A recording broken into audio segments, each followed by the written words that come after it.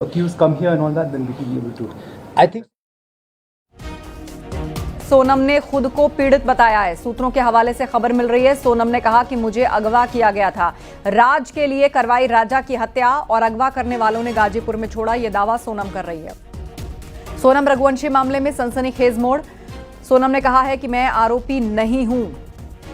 गाजीपुर में एक ढाबे से सोनम को बरामद किया गया था और तभी से बहुत सारे सवाल पैदा हो रहे थे कि क्या उसकी गिरफ्तारी हुई है, उसने सरेंडर किया है, या जिस बदहवासी का जिक्र हो रहा है वो जिस हालत में मिली है उसकी असल सच्चाई क्या है, कहानी क्या है। उसके बाद सोनम की तरफ से यह कहा गया है कि मैं पीड़ित हूं। सोनम ने खुद को पीड़ित बताया और कहा कि मुझे तो अगवा किया गया था, अगवा करने वालों ने गाजीपुर में छोड़ा। हत्या के 16 दिन बाद सोनम अचानक से सामने आती है। यूपी के गाजीपुर के पास एक ढाबे से बरामद होती है। उसमें भी कहा जा रहा है कि फोन कॉल करके घर वालों को बताया गया, फिर पुलिस से संपर्क हुआ, फिर पुलिस ने उसको बरामद किया। लेकिन इस पूरी घटना के पीछे कई सवाल हैं जो अभी तक अनसुलझे हैं और उनकी असल सच्चाई क्या है। दूसरी तरफ मेघालय पुलिस का दावा है कि ये सब कुछ सोनम ने ही प्लान किया अपने प्रेमी राज कुशवाहा के साथ मिलकर। उसने अपने पति राजा रघुवंशी की हत्या करवाई और उसके पूरे सबूत जो है वो मेघालय पुलिस की इन्वेस्टिगेशन में सामने आए हैं। 4 लोगों को सुपारी दी गई थी, 3 को पकड़ लिया गया है, 1 की तलाश जारी है। लेकिन इस बीच सोनम ने खुद को बेकसूर बताया है। सोनम ने पति की हत्या कराई, ये कहा मेघालय पुलिस ने अपनी इन्वेस्टिगेशन के बाद प्रेस कॉन्फ्रेंस में। और वहीं सोनम कह रही है कि मैं आरोपी हूं और मुझे अपहरण किया गया और गाजीपुर छोड़ा गया। तो अब सोनम रघुवंशी मामले में सनसनीखेज मोड़ आया है। अब सवाल यही है कि क्या सोनम झूठ बोल रही है, और सवाल यह भी कि क्या मेघालय पुलिस की इन्वेस्टिगेशन पर सवाल उठाए जा सकते हैं, क्योंकि उसका साफ कहना है कि सुपारी देकर 4 लोगों के थ्रू मरवाया गया राजा रघुवंशी को, जिनमें से 3 को उसने पकड़ लिया है और 1 की तलाश जारी है।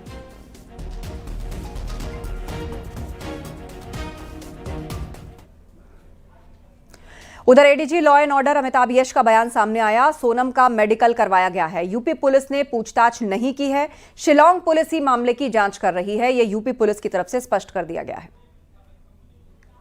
सोनम रघुवंशी ने स्वयं ये सूचना अपने परिजनों को दी कि उनकी मौजूदगी काशी ढाबा जो गाजीपुर बनारस मुख्य मार्ग पर स्थित है वहाँ है, और ये सूचना उनके परिजनों ने तत्काल इंदौर पुलिस को दी। इंदौर पुलिस ने यूपी पुलिस से संपर्क किया और गाजीपुर पुलिस द्वारा इन्हें बरामद किया गया है।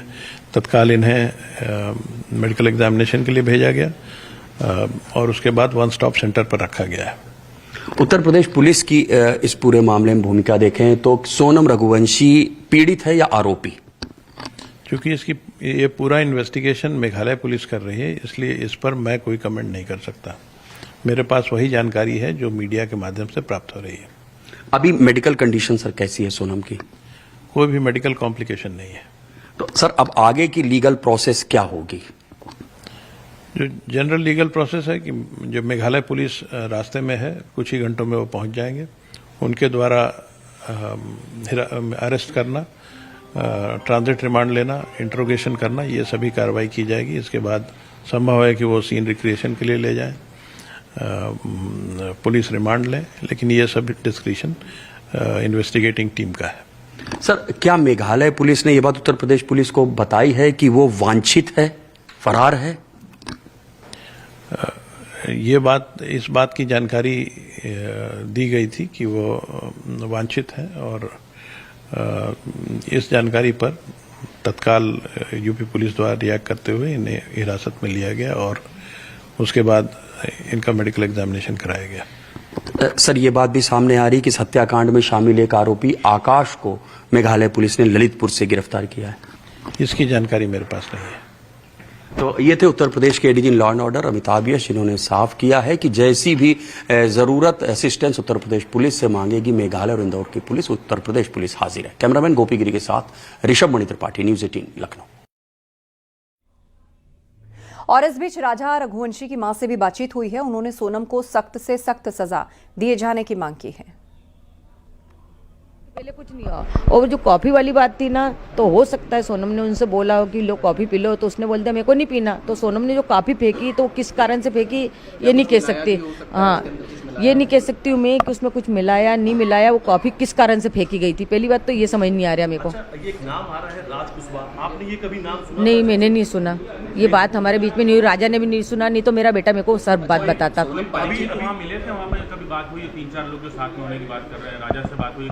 नहीं, राजा ने ऐसा भी नहीं बताया कि मम्मी कोई परिचय थे कि हमको अपने उधर के मिल गए हैं।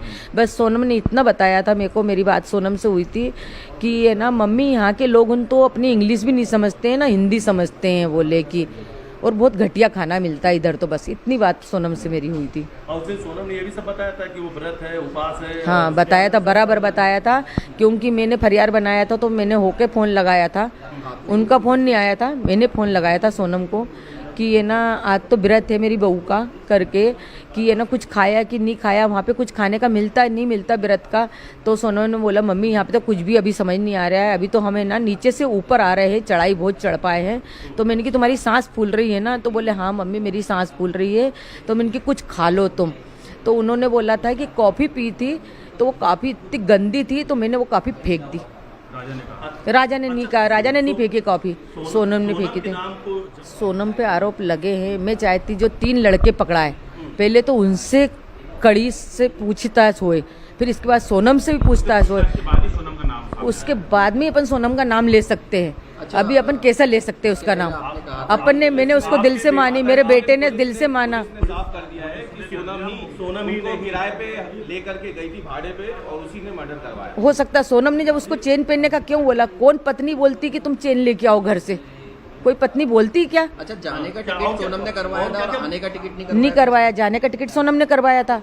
उसको तो ये भी नहीं पता होगा, इसके बेटे ने इसको बता दिया। और शिलोंग जाने का प्लान मेरे बेटे ने तो वो बता के गया। आप कह रही थी कि अचानक से दर्शन करने के बाद में वो शिलोंग की तरफ चले जाते जबकि प्लान नहीं था, यानी प्लान नहीं था ना, यानी सोनम ने ये हाँ। सोनम ने प्लान बनाया।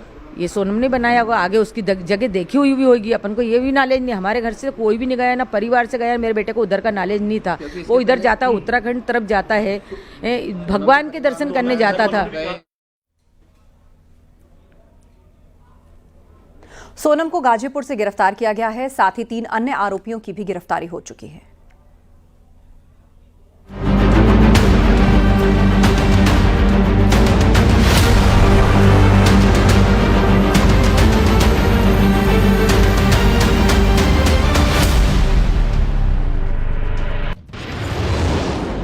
बेवफा निकली राजा की सोनम। उत्तर प्रदेश से गिरफ्तार कितने किरदार। राज से अफेयर इसलिए राजा का मर्डर। इंदौर की सोनम जिसने महज 28 दिन पहले 7 फेरे लिए, सिंदूर लगाया, व्रत किए और फिर 20 मई को पति राजा रघुवंशी के साथ हनीमून पर शिलोंग चली गई। लेकिन वहां से जो खबर आई उसने पूरे देश को हिलाकर रख दिया। राजा की लाश गहरी खाई में मिली और सोनम लापता। अब 17 दिन बाद कहानी में जबरदस्त ट्विस्ट आया। सोनम जिंदा मिली। उत्तर प्रदेश के गाजीपुर से पुलिस ने हिरासत में लिया और खुलासे ने सभी को चौंका दिया। माना तो ये जा रहा है कि सोनम का पहले से किसी दूसरे युवक से अफेयर था और उसी ने राजा रघुवंशी की हत्या कराई है। ऐसा इसलिए भी क्योंकि सोनम को 3 युवकों के साथ गिरफ्तार किया गया है, जिसके बाद सवाल खड़े हो रहे हैं कि आखिर वो 3 युवक कौन हैं और सोनम के साथ क्या कर रहे थे। इन सब के बीच सोनम रघुवंशी के पिता का बड़ा बयान सामने आया है, जिनका कहना है कि उनकी बेटी बेगुनाह है। शादी सहमति से हुई थी? शादी सहमति से हुई थी, दोनों परिवार की सहमति से हुई थी, दोनों के बच्चन की सहमति से शादी हुई थी।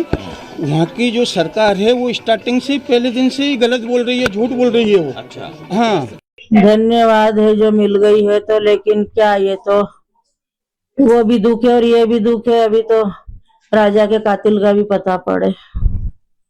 अब दुख तो है, मिल भी गई है तो भी हमको तो दुख ही, छोरा चला गया था।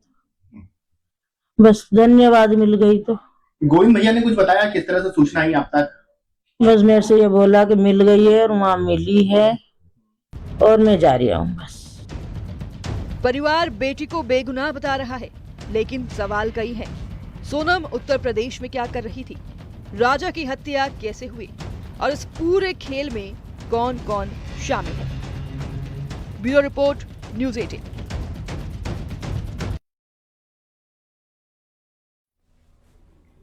और अब सीधे आपको गाजीपुर लिए चलते हैं। हमारे सहयोगी अभिषेक हमारे साथ लाइव जुड़ रहे हैं। अभिषेक, गाजीपुर के जिस ढाबे से मिली है सोनम, क्या बताया उस ढाबे के मालिक ने कि जिस हालत में वो थी, हालांकि अब खबर आ रही कि वो खुद को बेगुनाह बता रही है और कह रही है कि मेरा तो खुद अपहरण किया गया था और मुझे सुबह यहाँ पर छोड़कर गए हैं। क्या कोई चश्मदीद है जिसने उसे देखा हो और किसने किसको पहला फोन किया? पूरी घटना बताइए। जी बिल्कुल, आपको बताना चाहेंगे रात करीब 1 बजे के आसपास सोनम पैदल ढाबे पर पहुंचती है, वहां कुछ दूर बैठती है। उसके बाद वहां के जो ढाबा संचालक होते हैं उनसे उनका फ़ोन मांगती है और एक फ़ोन करने की बात करती है, जिस पर ढाबा संचालक उसको अपना फ़ोन देते हैं और करीब 5 मिनट तक एक नंबर पर सोनम बात करती है और उस दरमियान रोने भी लगती है। जिसके बाद ढाबा संचालक को कुछ आभास होता है, कुछ अनहोनी की आशंका होती है, क्योंकि सोनम की जो स्थिति होती है वो काफ़ी दयनीय होती है और उसके बाद वो तत्काल पुलिस को फ़ोन करते हैं। हालांकि ये भी हमारे सोर्सेज बता रहे हैं कि सोनम जिस नंबर पर बात की है उस नंबर को भी मेघालय पुलिस ट्रेस कर रही थी। उस ट्रेस करते ही मेघालय पुलिस को सूचना मिलता है और तुरंत मेघालय पुलिस गाजीपुर पुलिस से संपर्क करती है और तत्काल वहां पर गाजीपुर की पुलिस टीम पहुंचती है और सोनम को अपनी हिरासत में लेती है। हालांकि यहाँ पर अभी तक ये कंफर्म नहीं हो पाया है कि सोनम वहां पर पहुंची कैसे, चूंकि ढाबा जो संचालक होता है वो रात के अंधेरे में अकेले होता है और देखता है कि सोनम अकेले पैदल आकर बैठती है, तो उसके आसपास के जो सीसीटीवी फुटेज होते हैं उसको खंगाला जा रहा है और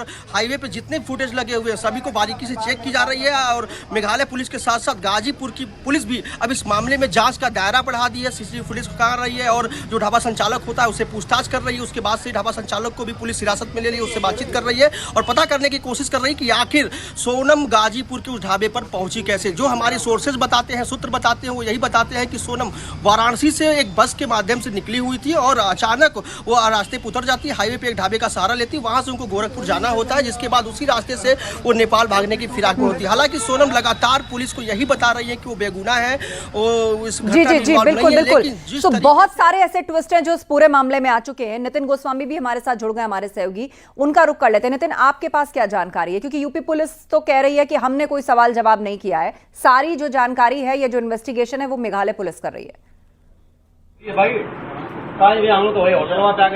लेकिन निश्चित तौर पर ये इन्वेस्टिगेशन मेघालय पुलिस की है और मध्य प्रदेश पुलिस भी इसमें इन्वॉल्व है। उत्तर प्रदेश पुलिस इस वजह से इन्वॉल्व होती है कि जहां मैं खड़ा हूं ये गाजीपुर के नंदगांव का वो इलाका है जहां सबसे पहले सोनम रिकॉग्नाइज्ड होती, जहां पहुंचती है, जहां पहचानी जाती है और यहीं इसी ढाबे से इसको सूचना मिलती है उत्तर प्रदेश पुलिस को कि सोनम नाम की एक महिला यहाँ बैठी है। जो इस ढाबा संचालक साहिल ने नंदगांव पुलिस को 112 नंबर पर फोन किया और उसके बाद नंदगांव पुलिस मौके पर पहुंचती है और उसके बाद ही उत्तर प्रदेश पुलिस इस पूरे घटनाक्रम में इन्वॉल्व होती है। आपको बता दें जो सूचना है उसके अनुसार मेघालय पुलिस और सोनम के भाई बाबतपुर एयरपोर्ट पहुंच रहे हैं। बाबतपुर एयरपोर्ट से वो वन स्पॉट सेंटर जाएंगे जहां पर सोनम इस समय मौजूद हैं और फिर वहां से सोनम की ट्रांजिट रिमांड होगी और उनको आगे रवाना किया जाएगा। लेकिन जो सच्चाई है वो हम आपको बता दें, ये तस्वीर है NH-30 आप देख रहे हैं जो गाजीपुर को गोरखपुर होते हुए नेपाल से जोड़ता है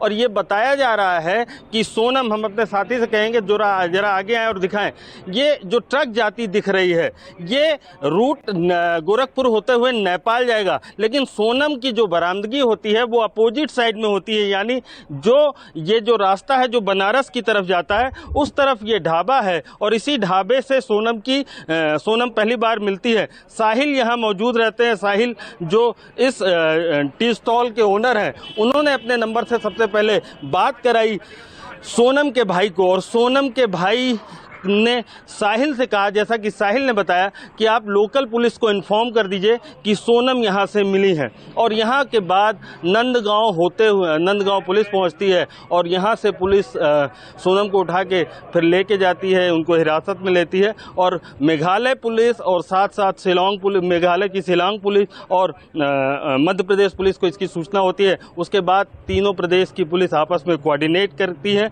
और अब ये बताया जा रहा है कि सोनम को मेघालय पुलिस को हैंडओवर। बिल्कुल, और एक बार फिर से रुक करेंगे, हमारे साथ अभिषेक उपाध्याय जुड़े हुए हैं गाजीपुर वन स्टॉप सेंटर से। अभिषेक, ऋषभ मणि भी हमारे साथ जुड़ गए हैं लखनऊ से। ऋषभ मणि, वैसे तो यूपी पुलिस ने स्पष्ट किया है कि वो उसकी इन्वेस्टिगेशन नहीं कर रही, मेघालय पुलिस